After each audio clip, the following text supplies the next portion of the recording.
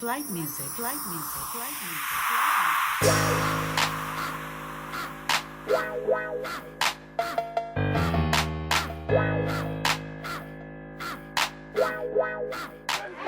How are y'all doing today? We'd like to welcome y'all to our 3 o'clock Sunday lagoon alligator feeding. Today we're going to be feeding our 5 American alligators that hang out here in our alligator lagoon. Basically a very natural environment. We don't control water temperature or anything like that. It just kind of is a natural little lagoon. It's got a couple steep banks here and there. A little bit different from your typical marsh or swamp. But you guys are going to see us feed our 5 mixed alligators. We do have male and female in this exhibit. It provides quite an entertaining exhibit. They keep themselves pretty outside. Right now, the alligators have been coming out of their hibernation state for the last 2 months or so, April and May. It's only been a few months. Up until then, they've actually been in a state of hibernation. If you happen to stop by during the wintertime, you probably wouldn't have been able to tell there was even an alligator in this lagoon.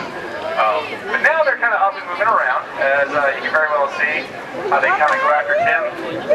Just a cautionary word, if you think you're ever safe in a flatboat in the water, this is what they can do on land. They can do it a whole lot easier in the water. They are aquatic reptiles. They are designed for maneuvering, hunting, and surviving in the water. Possibly in flatboats too. Oh my god. So that was probably our biggest of the 5 alligators we have in this lagoon. He's probably a good couple hundred pounds. He's probably getting closer to 500 pounds. Conservatively, let's say he's about 300. He's getting to be about 10 feet long. He's probably the biggest guy in here. The smaller one we have in here is probably of the order of 8 feet, maybe 7.5. That's a typical size for a female alligator.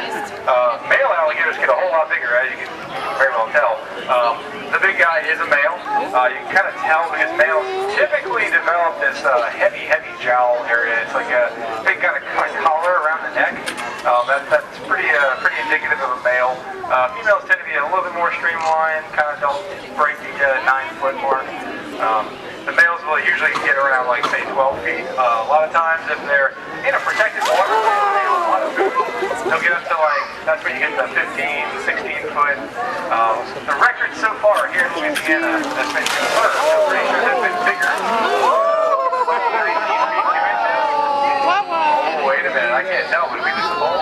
Yeah, I lost it. All right. Well, you'll notice we are feeding with plastic bowls. It is a little bit safer for both us and them. It doesn't damage the teeth.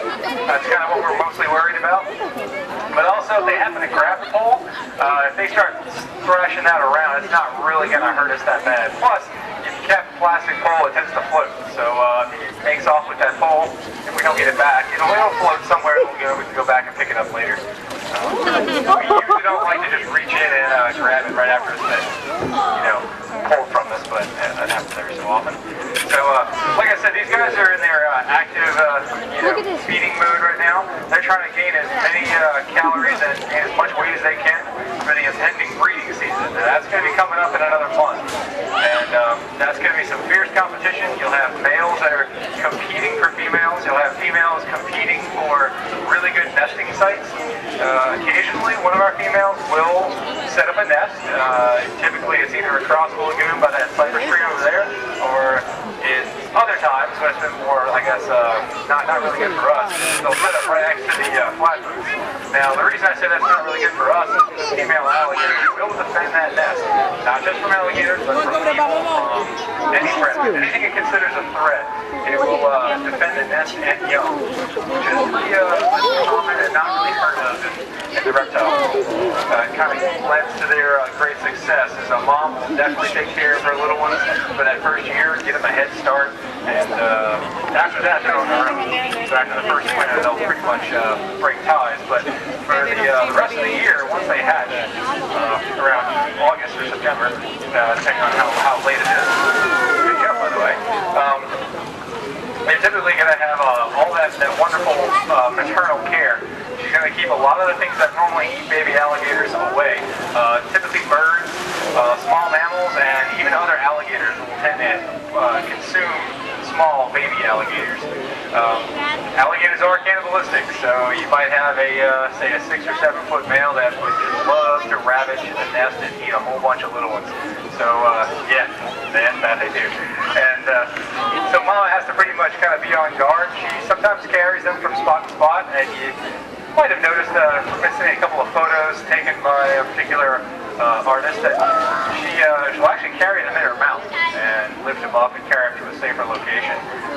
She can definitely tell when they're in trouble. Baby alligators do a very unique chirp, and a mom alligator can actually tell her babies from another group of babies based on that tone. It's very, very unique. They will definitely be spotted, and if you've ever been on a swamp tour or been boating and you come across, say, an alligator nest in the wild and it has been defended, the female will definitely let you know. She will chase you down and make sure you leave the area immediately. So now they're going to sit on that nest, like I said, for quite a like 2 months or so. They're going to incubate those eggs, make sure they get to the right temperature. And temperature with alligators is pretty important. Not only does it regulate their metabolism when they're an adult, but when they're developing. So when they're in that nest, they're being incubated, kind of prepped. The lower temperature is going to produce male, higher temperature produce females. And kind of a range in the middle tends to, you get kind of a mixed group. It's kind of hit or miss whether it's going to be male or female. So, yeah. Sorry, I had it inverted, of course I would do. I always do that. Sorry, higher temperatures produce males, lower temperatures produce females, and that range in the middle kind of gives you a 50-50 mix. Oh, you should say more. Like I said, temperature is everything with these guys. As the summer progresses and it gets hotter, their metabolism gets cranked up, it gets higher as well. They will start chasing us, they will start chasing other things down, like, say, birds and turtles. It is not uncommon for these guys to eat birds and turtles in this lagoon. That heron over there is kind of being brave. I guess he figures he's going to take his chances. Now, occasionally, we offer them quite a variety, but sometimes, turtles with their craving, they'll go after a turtle. What we're offering today, I think we've got a little bit of beef, a little bit of chicken, and I thought I saw a nutrient in that bucket, so we've offered them a variety of stuff. We prefer to feed them more nutrient than anything. It tends to be high in protein, low in fat. Really, really good for them. Well, really good for a captive alligator, that is. A chicken or, say, beef would be really good for an alligator in the wild because that's a lot of calories it can work off of. These guys are pretty much masters at energy conservation. If they don't have to move, they won't. And for every, say, 100 calories they ingest, they're going to actually store and utilize about 70% of that. So that's 70 calories out of every 100. The easiest example I've ever heard explained about alligator metabolism and how it equates to yourself is that if you were an alligator, you could survive off of a sandwich a week for the rest of your life. If you average it out. It's not a whole lot of food. You'll notice that the pieces of meat that we're feeding them are kind of tiny in comparison to the size animal. You might think it might need to eat a much larger steak. I mean, a person can eat about 16 ounces in a sitting.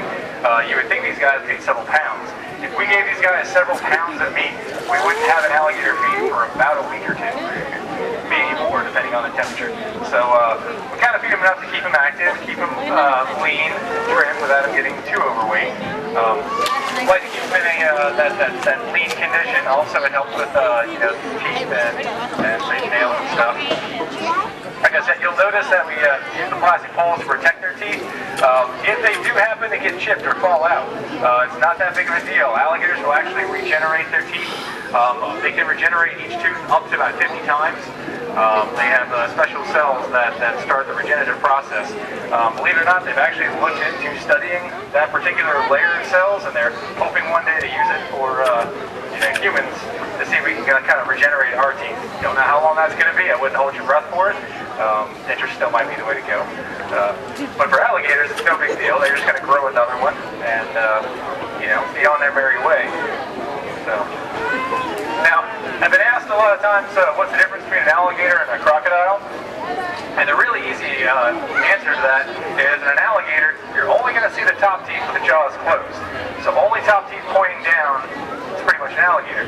If you happen to see a crocodile, they have that fourth tooth and a couple of teeth on the bottom jaw that tend to stick up.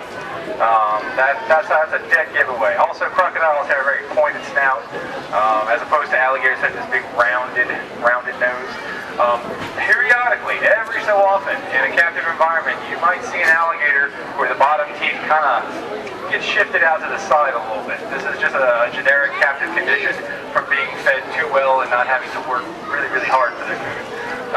It doesn't mean that they've mysteriously turned into a crocodile. It just happens to mean that they've had a couple of changes being in captivity. Oh, all right. Now, I forgot to mention, Ryan and Tim were demonstrating earlier and just now one of the best methods an alligator has for catching and consuming prey, which is basically a sneak attack from the water. They'll kind of hide at the surface of the water. When they feel their prey item is either not paying attention or disabled, they'll kind of dip the body down. And what that does, it allows them to take full advantage of that huge muscular tail and use that as a big giant paddle. Push themselves up and out of the water and then grab whatever it is they want that's hanging very, very close to the water. Now, once they grab it, they're going to want to take it down underneath the water and either let it drown or just kind of shred it. By shredding it, I mean, that's what we typically call the death roll. Typically, you'll notice that when they take one of our poles down below the surface of the water, it'll crash side to side, and if they really feel they want it, they'll start to spin and rotate, and that's usually when we let go. Because if not, what it'll do is it'll just break off and snap, and they might ingest part of the pole. Now, normally that's not a bad thing. We prefer them not to eat our feeding poles, but alligators do have a really, really, really strong stomach acid, and if they need to, they can regurgitate that back up, and it wouldn't be much of a problem.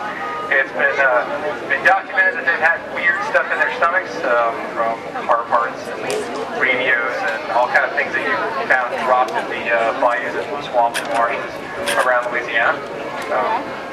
Possibly even other items that float on the surface of the water.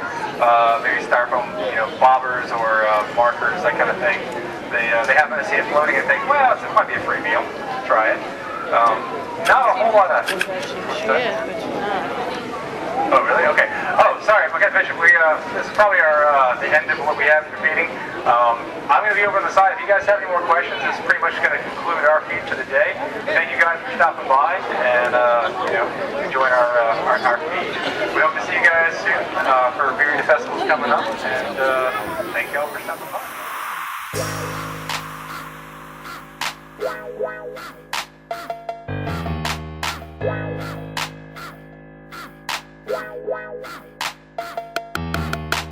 Louisiana, Louisiana, Louisiana, Louisiana, Louisiana, Louisiana, Louisiana.